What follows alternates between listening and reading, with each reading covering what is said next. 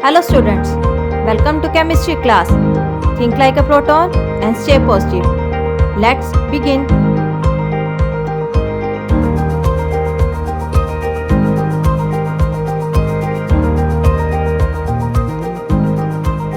Now we start with the next topic, evaporation. Evaporation is the process in which liquid changes into vapors even below its boiling point. Means यह evaporation एक ऐसा process है जिसमें क्या होता है, कोई भी लिक्विड जिसका बॉइलिंग पॉइंट से कम टेम्परेचर भी है वो इजीली क्या हो जाएगा, वेपर फॉर्म में चेंज हो सकता है। अब वेपर फॉर्म में क्यों चेंज होता है? जनरली इवेपोरेशन प्रोसेस में क्या होता है, जो मॉलिक्यूल्स होते हैं, लिक्विड के मॉलिक्यूल्स होते हैं, वो डायरेक्ट एयर के कांटेक्ट में होते हैं, एटमॉस्फेयर के कांटेक्ट में होते हैं। वो क्या करते हैं, एटमॉस्फेयर में से हीट एनर्जी को एब्जॉर्ब करते हैं। हीट को एब्जॉर्ब करेंगे तो जब ये हीट एनर्जी ऑब्जॉर्ब करेंगे तो ये हीट एनर्जी हेल्प करती है इन मॉलिक्यूल्स को उनके नीचे वाले मॉलिक्यूल से बॉन्ड को ब्रेक डाउन करने में। अब ये वाला वाटर का मॉलिक्यूल आसानी से हीट एनर्जी को एब्जॉर्ब करेगा और इमीडिएटली वेपर फॉर्म में चेंज होकर वहां से इवेपोरेट हो सकता है। हम ये भी बोल सकते हैं कि हीट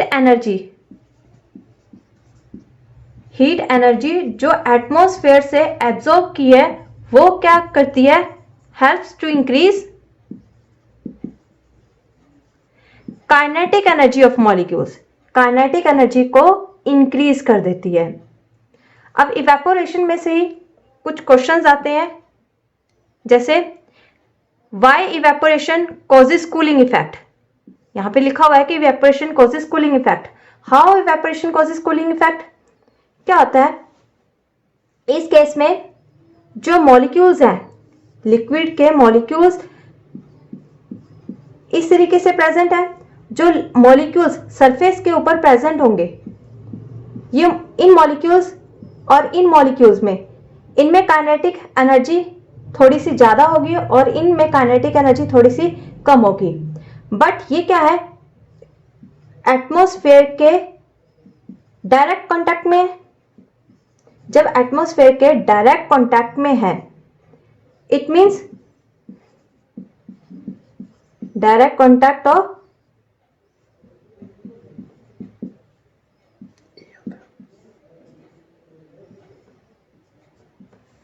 डायरेक्ट कांटेक्ट इन एटमॉस्फेयर। जब ये मॉलिक्यूल्स डायरेक्ट एयर के कांटेक्ट में है तो ये क्या कर सकते हैं, आसानी से हीट एनर्जी को एब्जॉर्ब कर लेंगे।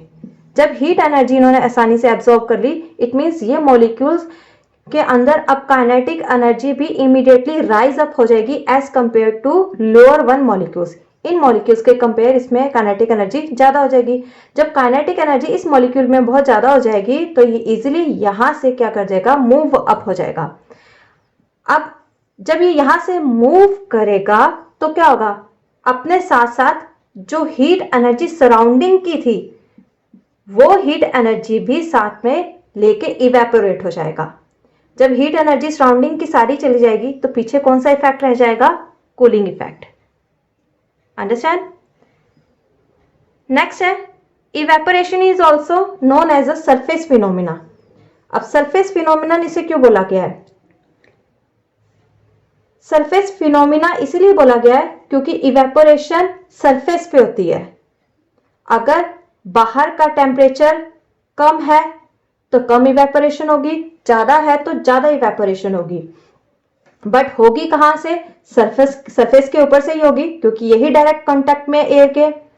इस करके इसे सरफेस फिनोमिना बोला जाता है। But in case of a boiling, मैं थोड़ा सा कंपैरिजन के बेस पे भी बता रही हूं, बट इन बॉइलिंग को हम बल्क फिनोमिना बोलते हैं। अब बॉइलिंग को बल्क फिनोमिना क्यों बोला गया है, because in this case heat energy is provided। उसे क्या किया जाता है, उस लिक्विड को जनरली हम गर्म करते हैं, बॉयल करते हैं, टेम्परेचर इतना दिया जाता है जिसके कारण वो मॉलिक्यूल्स लगातार कॉन्टिन्यूसली मूव करते रहते हैं। अब नेक्स्ट हम डिस्कस करेंगे factors which affect the rate of evaporation. Evaporation पे कौन कौन से फैक्टर्स हैं जो इफेक्ट डालते हैं।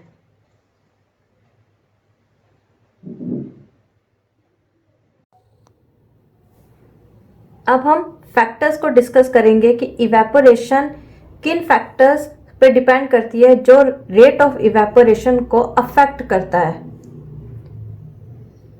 इवेपोरेशन 5 फैक्टर्स के ऊपर डिपेंड करती है, मींस इवेपोरेशन का रेट ऑफ इवेपोरेशन अफेक्ट होता है by 5 factors, 5 main factors. First one is surface area. Surface area अगर ज्यादा है, surface area is generally directly proportional to evaporation. Means अगर सरफेस एरिया ज्यादा है तो रेट ऑफ इवेपोरेशन भी क्या होगा, ज्यादा होगा। अगर सरफेस एरिया कम है तो रेट ऑफ इवेपोरेशन भी कम होगा। आपको एग्जांपल के थ्रू एक्सप्लेन कर रही हूं। जैसे मेरे पास दो कंटेनर्स है, वन इज अ कप और another one is a plate या बाउल। मैंने दोनों में क्या डाल रखे हैं, हॉट टी डाली है। दोनों कंटेनर्स के अंदर क्या फिल किया है, हॉट टी। अब क्या होगा, कप का सरफेस एरिया छोटा है, फेस इतना सा है, सरफेस एरिया छोटा है, और बाउल का सरफेस एरिया क्या है, ज्यादा है। अब क्या होगा, दोनों में से जो बाउल की टी है वो ज्यादा जल्दी ठंडी हो जाएगी एज कंपेयर टू कप। किसके ऊपर डिपेंड कर रहा था, सरफेस एरिया। यहां पे सरफेस एरिया कम था। अब सरफेस एरिया कम था तो लिक्विड का जो डायरेक्ट लिंक होगा एयर के साथ वो क्या होगा, कम होगा, और इस केस में क्या होगा, ये जल्दी एयर के कांटेक्ट में आ जाएगी और आसानी से यहां से सरफेस एरिया से लिक्विड जल्दी, हॉट लिक्विड जल्दी इवेपोरेट हो जाएगा और यहां से स्लो स्पीड में इवेपोरेट होगा, जिसके कारण ये टी ज्यादा टाइम तक हॉट रहेगी और रेट ऑफ इवेपोरेशन इसमें क्या रहेगा, कम होगा। इसमें कम होगा और इसमें ज्यादा होगा। Second factor, temperature. Temperature again rate of evaporation is directly proportional to temperature। अगर टेम्परेचर ज्यादा है तो रेट ऑफ इवेपोरेशन भी क्या होगा, ज्यादा होगा। एग्जाम्पल, अगर हम हॉट समर में क्लॉथ ड्राई करते हैं, हॉट समर में क्लॉथ्स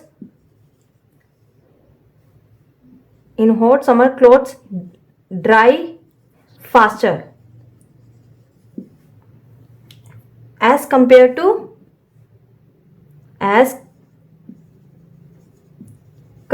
to winters। सर्दियों में कपड़े लेट सूखते हैं और गर्मियों में कपड़े बहुत जल्दी सूख जाते हैं, क्योंकि गर्मियों में टेम्परेचर बहुत ज्यादा होता है और सर्दियों में टेम्परेचर कम रहता है। टेम्परेचर कम है तो रेट ऑफ इवेपोरेशन भी क्या होगा, कम रहेगा। Next factor, humidity. इस केस में उल्टा होता है। Evaporation,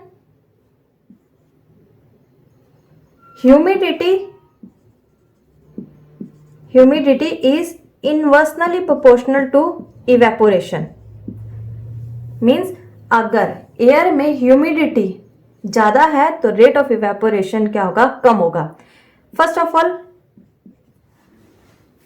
try to understand the meaning of a humidity. Humidity means total amount of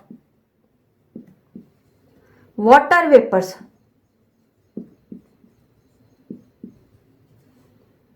present in air, ये क्या कहलाती है? ह्यूमिडिटी। एयर के अंदर टोटल अमाउंट में वाटर वेपर्स कितने प्रेजेंट है, वो ह्यूमिडिटी को एक्सप्लेन करती है। अगर एयर पहले ही ह्यूमिड है, मींस एयर के अंदर पहले ही बहुत ज्यादा वाटर वेपर्स प्रेजेंट हैं, तो रेट ऑफ इवेपोरेशन भी क्या हो जाएगा? स्लो हो जाएगा। Example, during rainy seasons, rainy season mostly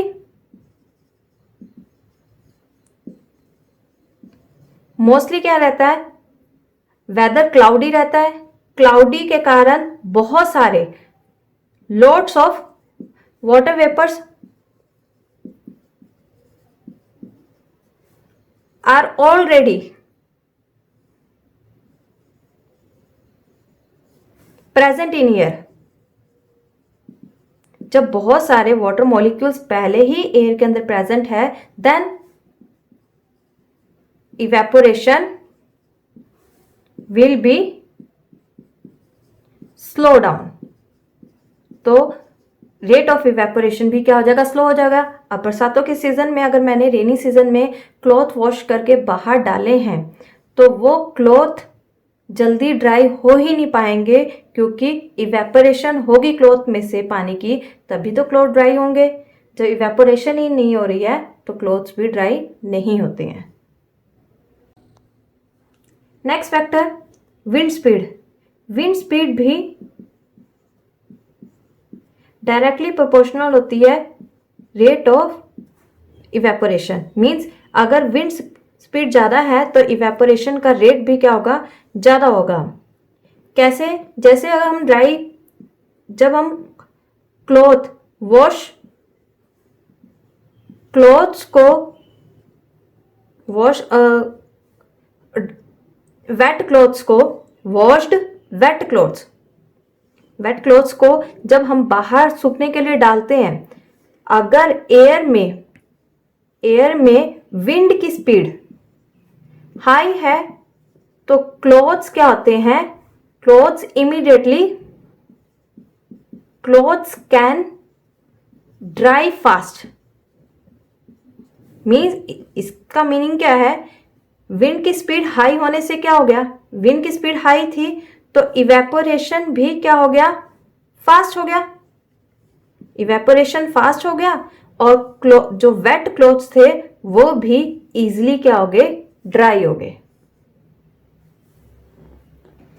ऐसे ही फिफ्थ फैक्टर है नेचर ऑफ लिक्विड। अब नेचर ऑफ लिक्विड में लिक्विड की किस टाइप का लिक्विड है? Nature means type. किस टाइप का लिक्विड है? अगर when liquid is volatile means वो लिक्विड जो इजिली क्या हो जाते हैं? इवेपोरेट हो जाते हैं। Easily evaporate. अगर लिक्विड वोलेटाइल है तो रेट ऑफ इवेपोरेशन क्या होगा? फास्ट होगा। ठीक है, evaporation fast. Example volatile liquid में पेट्रोल का रेट ऑफ इवेपोरेशन क्या होता है? ज्यादा होता है। अगर आप पेट्रोल वाली बोतल, अगर आपने पेट्रोल डाला हुआ है एक बोतल के अंदर, आपने पेट्रोल की बोतल को ओपन करके छोड़ दिया, आप देखोगे आफ्टर 5 मिनट्स वो पेट्रोल ही उस बोतल में से पूरी तरह इवेपोरेट हो जाएगा। क्यों? वो लिक्विड किस टाइप का लिक्विड था? वोलेटाइल लिक्विड था। और वोलेटाइल लिक्विड्स का रेट ऑफ इवेपोरेशन भी क्या होता है? बहुत ज्यादा होता है। ऐसे नॉन वोलेटाइल लिक्विड है। अगर आपके पास नॉन वोलेटाइल लिक्विड है। अब नॉन वोलेटाइल लिक्विड कौन से होते हैं? एग्जाम्पल वाटर क्या है? नॉन वोलेटाइल है। ऑयल हो गया, ऑयल भी तो लिक्विड फॉर्म में पाया जाता है। ऑयल भी क्या है? नॉन वोलेटाइल लिक्विड है। इनका rate of evaporation rate of evaporation क्या होगा? स्लो। इनका रेट ऑफ इवेपोरेशन स्लो होगा। क्यों? ये आसानी से इवेपोरेट नहीं हो सकते हैं। और पेट्रोल हो गया, पेट्रोल के साथ आयोडीन का रेट ऑफ इवेपोरेशन भी क्या आता है? फास्ट होता है। ये इस टाइप के लिक्विड्स क्या कहलाते हैं? आयोडीन वैसे सॉलिड है, आपको लिक्विड्स में पेट्रोल को ही ध्यान रखना है। पेट्रोल हो गया, वैसे तो एसीटोन हो गया, नेल पेंट रिमूवर जिसे बोल देते हैं, वो भी क्या है? एक तरह से वोलेटाइल लिक्विड है। इनका रेट ऑफ इवेपोरेशन ज़्यादा होता है as compare to non volatile liquids के compare. I hope you understand this topic. We'll continue in next video. See you soon.